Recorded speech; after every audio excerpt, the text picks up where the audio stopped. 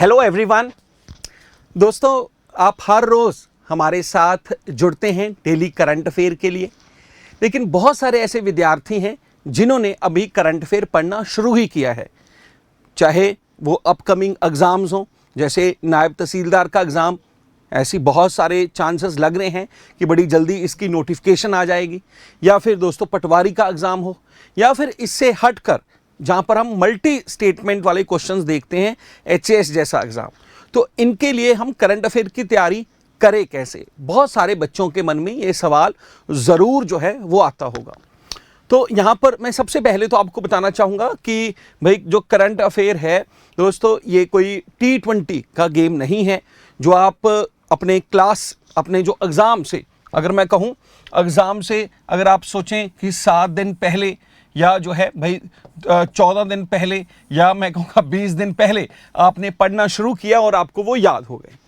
ऐसा नहीं है कि ये साइंस की तरह, मान लीजिए आप आर्ट्स के स्टूडेंट हैं और आपको साइंस की तरह काफ़ी ज़्यादा ये कॉम्प्लिकेटेड लग रहा है। मान लीजिए अगर आप इंजीनियरिंग की है, आपका जो है बैकग्राउंड जो है मैथमेटिक्स वाला है, और अब आपको जो आर्ट्स के विद्यार्थी हैं, मतलब आर्ट्स के जो सब्जेक्ट्स हैं, हिस्ट्री, ज्योग्राफी, पॉलिटी, तो वैसा कुछ मुश्किल लग रहा है। ऐसा कुछ भी नहीं है, लेकिन मैक्सिमम टाइम दोस्तों, क्योंकि करंट अफेयर का सिलेबस इतना ज़्यादा हो जाता है, मान लीजिए किसी भी एग्ज़ाम के लिए हम बोलते हैं कि भी पिछले जो 1 साल का करंट अफेयर तो हमें पढ़ना ही पड़ेगा। और क्योंकि करंट अफेयर के सेक्शंस हम मानकर चलते हैं कि भाई कुछ लिमिटेड हैं। लिमिटेड जैसे कि अगर मैं बात करूं लिमिटेड में क्या क्या हो सकता है, जैसे उसमें मैं अगर शुरू करूं तो भाई जो भी पिछले 1 साल में ज़रूरी अपॉइंटमेंट्स हुई हैं,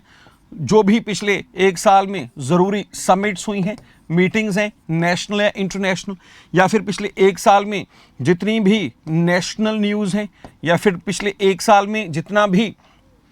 दोस्तों हेल्थ से जुड़ी न्यूज़ हैं, इसके अलावा किसी पॉलिसी से जुड़ी सरकार द्वारा कोई न्यूज़ हो। फिर उसके बाद अगर मैं बात करूं,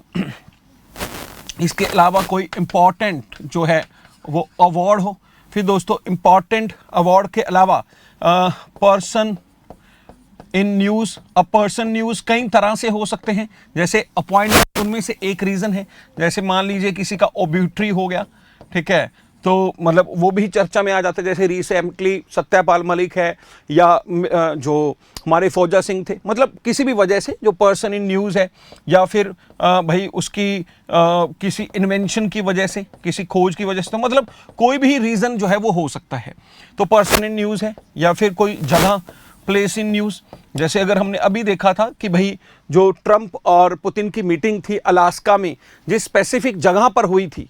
तो भाई वो काफ़ी चर्चा में रही। और अलास्का की जो पोजीशन है, ज्योग्राफिकल लोकेशन है, वो भी चर्चा में रही, क्योंकि वेरी नियर टू रशिया और जो है यूएसए का हिस्सा है, वहाँ पर ये मीटिंग हुई। तो मतलब मैं इसको जो है मतलब कई हिस्सों में बांट सकता हूँ। अब जैसे मान लीजिए जब मैं बात करता हूँ प्लेस इन न्यूज़ या पर्सन इन न्यूज़, कभी कभार तो ये होता है कि जो हमारे स्टैटिक सब्जेक्ट्स होते हैं ना, जैसे हिस्ट्री है, स्टूडेंट्स पढ़ते हैं, ज्योग्राफी है, फिर जो है इकॉनमी है, और हिस्ट्री, ज्योग्राफी, इकॉनमी,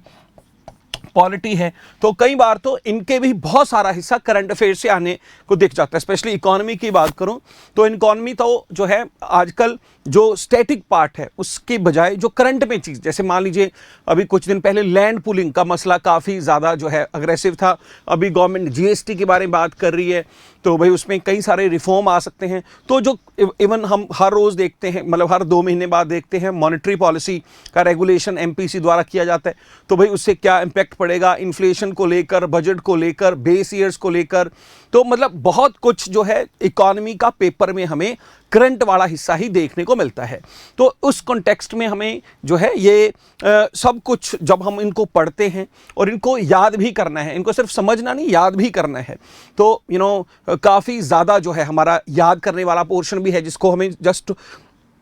जो है अपने माइंड में सेट करना है, क्योंकि एग्जाम में तो फैक्चुअल इंफॉर्मेशन ज़्यादा आएगी, खासतौर पे करंट अफेयर में। तो उसके लिए ज़रूरी रहता है कि आप चीज़ों की रिवीजन जो है आपको बार बार करनी है। तो अब ये बार बार कैसे की जा सकती है, और इसको लेकर, क्योंकि होता है ना, मान लीजिए आपने एक करंट अफेयर देख लिया, मान लीजिए आपने एक मैगजीन जो है वो पढ़ ली है, मान लीजिए आपने किसी नोट्स को जो है देख लिया है, तो होता क्या है कि उसी जो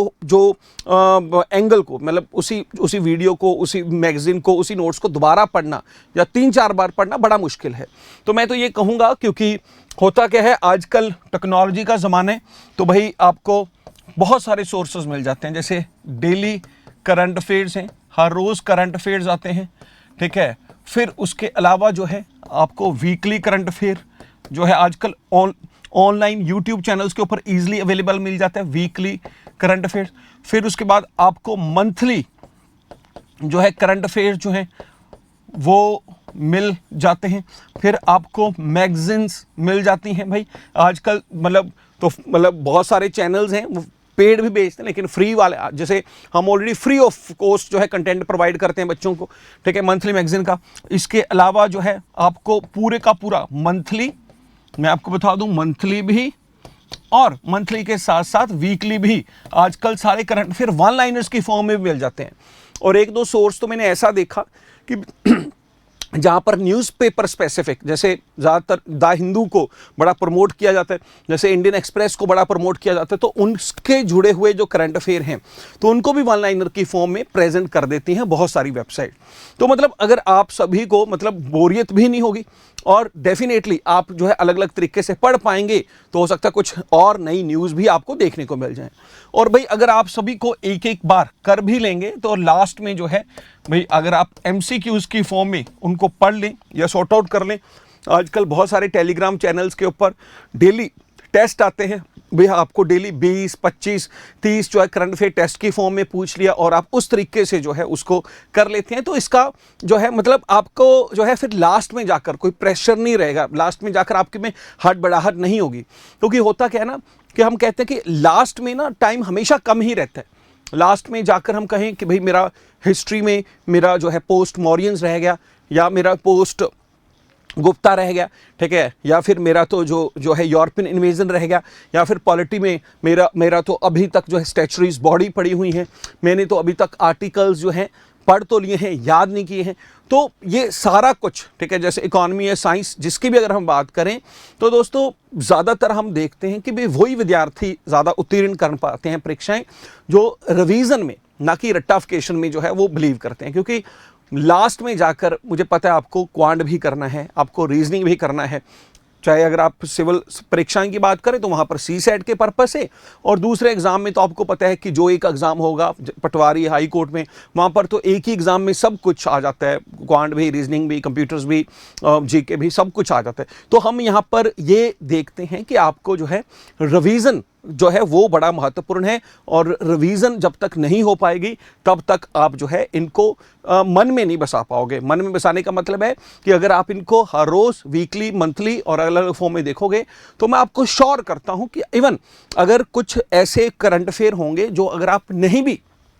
मतलब आपने डायरेक्टली किए हुए, तो फिर भी आप जो है उनमें से ऑप्शंस देखकर डेफिनेटली उनका आंसर सही लगा दोगे, ठीक है। तो ये डेली करंट अफेयर देखने वाले जो बच्चे की वो पावर बन जाती है। और अब तो दोस्तों कई सारे जो स्टैटिक पोर्शंस हैं, अब जैसे कि भी स्टैटिक पोर्शन की जब मैं बात करता हूँ, ठीक है, तो स्टैटिक पोर्शन में जब मैं बात करता हूँ नेशनल पार्क की, तो भाई मान लीजिए पूछ लिया जाए कि भाई भारत में लेटेस्ट नेशनल पार्क जो है कौन सा बना हुआ था। अब इसको करंट अफेयर का हिस्सा मानेंगे जो है स्टैटिक GK, तो आप जो है इसको अलग नहीं कर सकते, ठीक है। मान लीजिए आजकल बारदा वाइल्ड लाइफ सेंचुरी काफ़ी चर्चा में है, आपको उसका राज्य पूछ लिया गया, अब वो चर्चा में क्योंकि करंट अफेयर में है तो आप ये नहीं बोल सकते कि वो स्टैटिक का ही हिस्सा है। तो करंट इतना कुछ कवर कर रहा है। जैसे मैं और एग्जांपल दूं आपको, किसी महारत्ना के बारे में पूछ लिया गया हो, नवरत्ना, अब रिसेंटली ही 2 नए नवरत्ना जो हैं वो इंक्लूड हुई थी, 24 से 26 हो गई हैं, ठीक है। जैसे वाइल्ड लाइफ अगर मैं बात करूं रामसर साइट्स की, जो पहले 89 थी अब 91 हो चुकी हैं, 2 राजस्थान की नई एड ऑन हुई। जैसे अगर मैं यूनेस्को की वर्ल्ड हेरिटेज साइट की बात करूं तो 44 हो चुकी हैं, 44th को यूनेस्को ने मराठा जो लैंडस्केप्स हैं उनको इंक्लूड कर लिया है। तो अब ये जो है भाई, अगर आप करंट अफेयर से अवेयर नहीं हैं, हर रोज़ नहीं देखते हैं, तो कहीं ना कहीं आप कंफ्यूज रहेंगे कि यार कैसे याद करें भाई। अभी तो जो है ये वाइल्ड लाइफ सेंचुरी पूछ लिया है, और जो है कल को कोई और भी पूछ सकते हैं, कैसे 573 वाइल्ड लाइफ सेंचुरीज को याद करेंगे, कैसे नेशनल पार्क्स को याद करेंगे। लेकिन पूछा वही जाता है जो हमेशा करंट में रहे। तो इसके भी जितने सारे पोर्शन हैं स्टैटिक जीके के, चाहे